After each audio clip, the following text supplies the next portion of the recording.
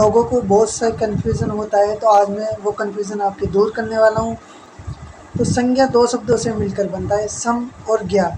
जो होती है संधि, अनुस्वार संधि।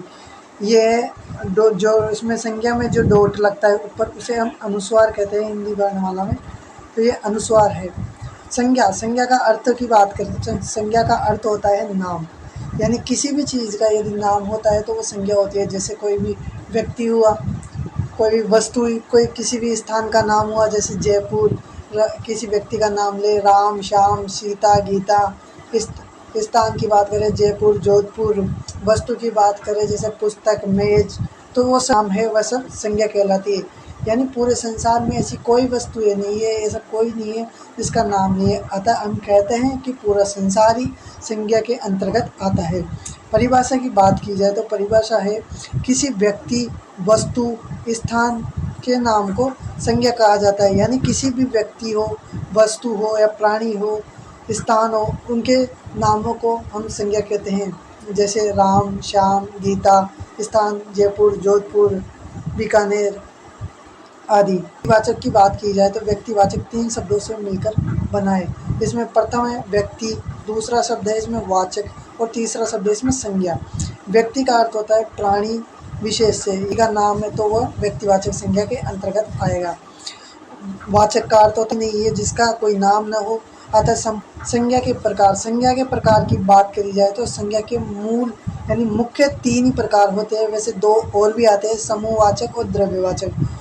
इसकी परिभाषा देखी जाए तो किसी व्यक्ति विशेष, वस्तु विशेष, स्थान विशेष के नाम को व्यक्त करने वाली संज्ञा को हम व्यक्तिवाचक संज्ञा कहते हैं। जैसे राम हुआ, सीता हुई, दिल्ली, हिमालय, गंगा, राजपथ, अमेरिका। यानी ये सब पर्टिकुलर यानी किसी एक जगह, एक स्थान, एक व्यक्ति का नाम है, इसलिए इसे हम व्यक्तिवाचक संज्ञा के अंतर्गत रखते हैं। नोट आगे चले तो नोट की बात की जाए तो व्यक्तिवाचक संज्ञा हमेशा एक वचन में होती है। यानी इनका बहुवचन नहीं बनाया जा सकता। जैसे कि राम है तो हम रामो नहीं कर सकते, सीता है तो इसका सीताएँ नहीं कर सकते, दिल्ली है तो दिल्ली का दिल्लियाँ नहीं कर सकते। यानी कि ये किसी एक व्यक्ति का नाम होती है, एक स्थान का नाम होता है। हम ये किसी दूसरे को नहीं दे सकते। जैसे हर किसी को राम थोड़ी कहा जा सकता है, हर जगह को दिल्ली या हर पर्वत को हिमालय नहीं कह सकते। उसी प्रकार ये परिवर्तनशील होती है और ये हमेशा एक वचन ही होती है। आगे चलते हैं।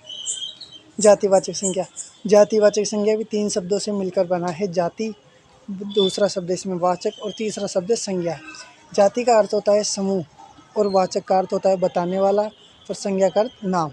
यानी कि किसी भी समूह का जो हमें बोध कराता है या किसी भी समूह को नाम बताता है, उस शब्द को हम जातिवाचक संज्ञा के अंतर्गत रखते हैं। यह परिभाषा देखी जाए तो इसकी है किसी व्यक्ति, प्राणी, स्थान या वस्तुओं की जाति, समूह को बोध कराने वाले शब्दों को जातिवाचक संज्ञा कहा जाता है। जैसे लड़का, अब लड़का के अंतर्गत सभी लड़के आ जाते हैं। लड़की, लड़की के अंतर्गत सभी लड़कियां आ जाती है। पहाड़, पहाड़ के अंदर अब सभी पहाड़ आ जाएंगे। जैसे पर्वत, कोई सा भी हुआ, हिमालय, अरावली, सारे के सारे। नदी, नदी के अंतर्गत भी सभी आ जाते हैं। जैसे गंगा, यमुना, सरस्वती, कावेरी। सड़क, सड़क के अंतर्गत सभी सड़कें आती है आ जाती है। राजमार्ग हुआ, इंटरनेशनल मार्ग हुआ, नेशनल मार्ग हुआ। देश, देश के अंतर्गत सभी देश आ जाती भी। नदी बोलते हैं तो हम नदी के अंतर्गत बहुत सी नदियाँ आती है, यानी वो सभी नदियों को रिप्रेजेंट कर रहे हैं। यानी इसलिए इन शब्दों को हम जातिवाचक संज्ञा के अंतर्गत रखते हैं। नोट की बात करी जाए तो जातिवाचक संज्ञा सदैव बहुवचन में होती है। ये हमेशा बहुवचन में होगी। यानी नदी हम शब्द बोलते हैं तो नदी में बहुत सी नदियाँ आती है, तो ये हमेशा बहुवचन में होती है। जातिवाचक संज्ञा अपरिवर्तनशील होती है। यानी हम नदी को पहाड़ नहीं कह सकते, तो ये अपरिवर्तनशील है। तो आगे चलते हैं। आई होप आपको समझ में आ रहा होगा।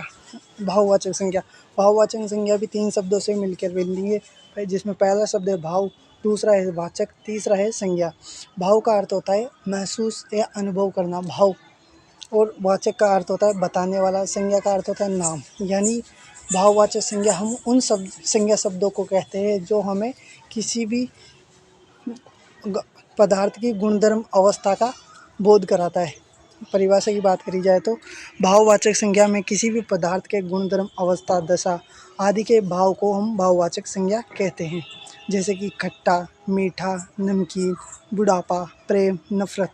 अभी ये सब ऐसी वस्तुएं जिनको हम जिनमें भाव छिपा हुआ होता है, इन्हें हम महसूस कर सकते हैं, इन्हें ना देख सकते हैं, ना इनका नाप तोल कर सकते हैं। नोट आगे हम संज्ञा के और भी उदाहरण देखते हैं। व्यक्तिवाचक संज्ञा के अंदर देखा जाए तो राम, सीता, गंगा, हिमालय, अमेरिका, सहारा, पेंटेक, सेवन, ये सब किसी एक व्यक्ति, वस्तु, स्थान के नाम है। इनको हम कभी हमेशा परिवर्तनशील होते हैं, यानी यदि हम दूसरे स्थान पर जाएंगे तो उसका दूसरा अन्य नाम होगा, दूसरे व्यक्ति के पास जाएगा तो उसका अपना एक अलग नेम होगा।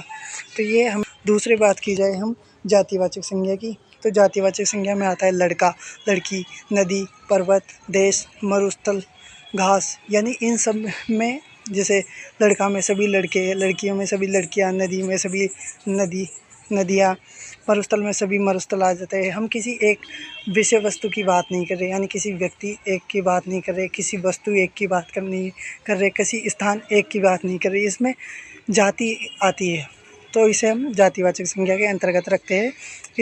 यह हमेशा बहुवचन में होता है, ये परिवर्तनशील नहीं होता है, यानी लड़की को हम लड़का नहीं कह सकते, नदी को हम पर्वत नहीं कह सकते, इस प्रकार से ये हमेशा परिवर्तनशील नहीं होते। भाववाचक संज्ञा की बात करी जाए तो इसमें हमेशा पदार्थ के भाव, गुणधर्म, अवस्था, ये 3 चीज़ें आएगी। इसके अंतर्गत इसको न तो मापा जा सकता है, न तोला जा सकता है, यानी इसमें मात्रात्मक कोई गुण नहीं होता, इन्हें केवल महसूस किया जाता है, भाव होते हैं। आई होप आपको वीडियो पसंद आई होगी। यदि वीडियो पसंद आई तो वीडियो को लाइक करें, शेयर करें और हमारे चैनल को सब्सक्राइब करें। धन्यवाद।